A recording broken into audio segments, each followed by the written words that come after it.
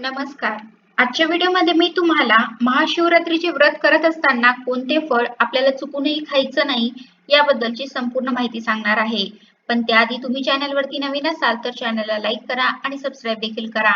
कमेंटमध्ये श्री स्वामी समर्थ किंवा हर हर महादेव किंवा ओम नमः शिवाय लिहायला विसरू नका. माघ कृष्ण चतुर्दशी ही तिथी महाशिवरात्र म्हणून पाळली जाते. या दिवशी अनेक लोक उपवास करतात. भगवान शिवाची आराधना आणि प्रार्थना करून दुसऱ्या दिवशी व्रताची सांगता केली जाते. महाशिवरात्रीचे व्रत अत्यंत प्रभावी मानले जाते. अनेक कुटुंबामध्ये जवळपास सर्वच लोक महाशिवरात्रीचे व्रत ठेवतात आणि महादेवांच्या भक्तांसाठी तर महाशिवरात्रीचा उपवास अत्यंत महत्त्वपूर्ण असतो. महाशिवरात्री ही संपूर्ण महादेवाला समर्पित आहे. देवांचे देव आणि तिन्ही लोकांचे स्वामी महादेवांचा हा सर्वात मोठा उत्सव असतो. शिवपुराणानुसार महाशिवरात्रीच्या दिवशी महादेवाची विधिवत पूजा केल्याने तसेच व्रत ठेवल्याने विशेष फळ प्राप्त होते. भारतामध्ये सर्वत्र महाशिवरात्रीचा उपवास केला जातो. कारण असं म्हणतात की महाशिवरात्रीच्या दिवशी उपवास केल्यावर 24 एकादशीचा उपवास केल्याचे पुण्य मिळते असे म्हटले जाते. तसं तर वर्षभरामध्ये शिवरात्र ही प्रत्येक महिन्यात येत असते. परंतु माघ महिन्यात येणारी महाशिवरात्री ही खूप महत्त्वाची मानली जाते.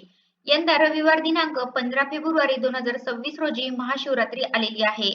तर या दिवशी आपल्याला सकाळपासून उपवास करायचा आहे. ते दुसऱ्या दिवशी सूर्योदयापर्यंत म्हणजे 16 फेब्रुवारीला सकाळी आपल्याला हा उपवास सोडायचा आहे. म्हणजे थोडक्यात सांगायचं झालं तर महाशिवरात्रीचा उपवास एकादशी प्रमाणे पूर्ण 24 तासासाठी केला जातो. तुम्ही सकाळी 15 तारखेला उपवास केला तरी रात्री सोडायचा नाही आपल्याला. हा उपवास दुसऱ्या दिवशी सकाळी म्हणजे 16 तारखेला तुम्ही हा उपवास सोडू शकता. हा उपवास कोणीही करू शकतं. अविवाहित मुली, महिला, वयोवृद्ध माणसे, पुरुष, मुलं सर्वजण हा उपवास करू शकता. या दिवशी जरी काही स्त्रियांना मासिक धर्म मासिक पाळी चालू असेल तर त्यांनी सुद्धा उपवास करू शकता. मात्र फक्त पूजा करू शकत नाही आणि असे म्हणतात की महाशिवरात्रीचे व्रत अतिशय प्रभावी मानले जाते. कारण विशेषतः अविवाहित महिलांसाठी असे मानले जाते की ज्या मुली शिवरात्रीचे व्रत ठेवतात त्यांना लवकरच व्रताचे फळ प्राप्त होते आणि लवकरच लग्नाचे योगायोग बनतात. त्याच वेळी विवाहित महिला या दिवशी व्रत ठेवतात त्यांना चांगले सौभाग्य प्राप्त होते. महादेवांचा आशीर्वाद मिळतो, त्यांच्या कुटुंबामध्ये आनंद नांदतो. जी लहान मुलं आहेत किंवा गर्भवती स्त्रिया आहेत, वृद्ध म्हातारे व्यक्ती आहेत किंवा जी माणसं सतत आजारी असतात तर त्यांनी कोणत्याही नियमांचे पालन करण्याची आवश्यकता नाही किंवा उपवास सुद्धा नाही केला तरी चालेल. फक्त केवळ भगवान शिवशंकरांचं महादेवांचं नामस्मरण करावं, मंत्र जप करावा. एवढं जरी मनापासून केलं तरीही त्यांना पुण्याची प्राप्ती होते. महादेवांचा आशीर्वाद मिळतो आणि महाशिवरात्रीच्या व्रताचं फळ सुद्धा त्यांना मिळतं. तर हे व्रत 3 प्रकारे केलं जातं. काही जण दूध आणि फळे खाऊन उपवास करतात, तर काही जण निव्वळ पाणी पिऊन उपवास करतात, तर काही जण फळांसोबत इतर उपवासाचे पदार्थ खातात किंवा पचायला हलका असा आहार घेऊन सुद्धा तुम्ही उपवास करू शकता. आणि काही जणांना निर्जळी व्रत करायचं असेल तर ज्यांना शक्य आहे त्यांनीच हे निर्जळी व्रत करावं. अन्यथा एवढं कडक व्रत करण्याची काही आवश्यकता नाही. कारण मनोभावे केलेली पूजा सुद्धा महादेवांना खूप प्रसन्न करते. कारण महादेवांना भोळा शंकर म्हटलं जातं.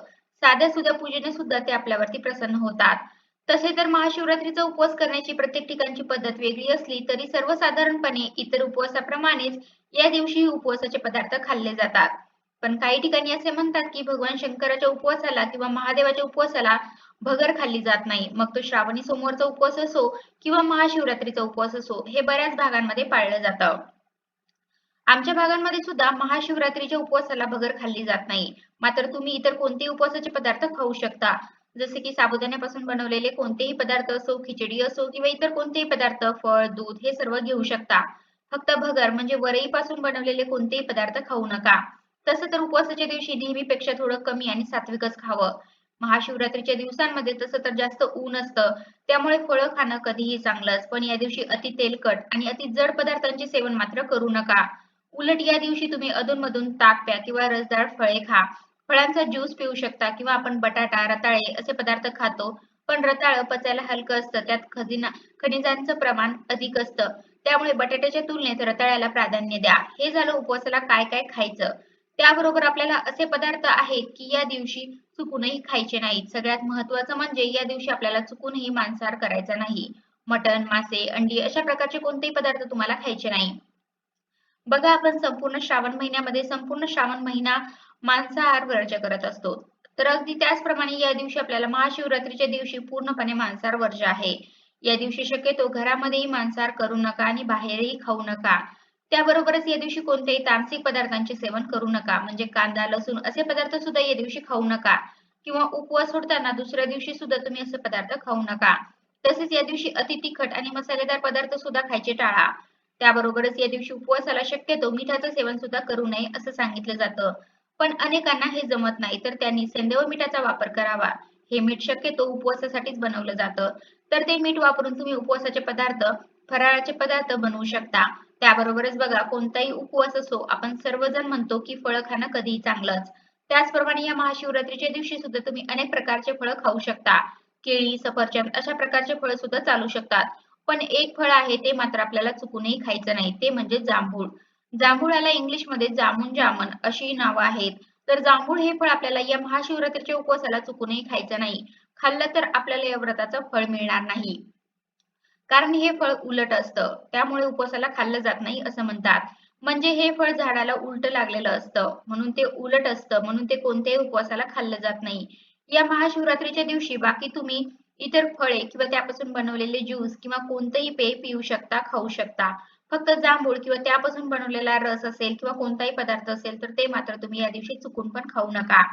सगळी फळे उपवासाला चालतात, पण जांभूळ हे फळ आपल्याला उपवासाला चालत नाही. त्यामुळे या फळांचं सेवन तुम्ही या दिवशी करायचं नाही आणि त्यासोबतच भगर खायची नाही. मांसाहार पूर्णपणे वर्ज्य करायचा आहे. हे तर मी तुम्हाला सर्व सांगितलं. तर अशा प्रकारे आजच्या व्हिडिओमध्ये मी तुम्हाला महाशिवरात्रीचे व्रत करत असताना कोणते फळ आपल्याला चुकूनही खायचं नाही याबद्दलची संपूर्ण माहिती सांगण्याचा प्रयत्न केला आहे. कसा वाटला तुम्हाला माझा आजचा व्हिडिओ कमेंट करून नक्की सांगा आणि कमेंटमध्ये हर हर महादेव किंवा ओम नमः शिवाय लिहायला विसरू नका. धन्यवाद.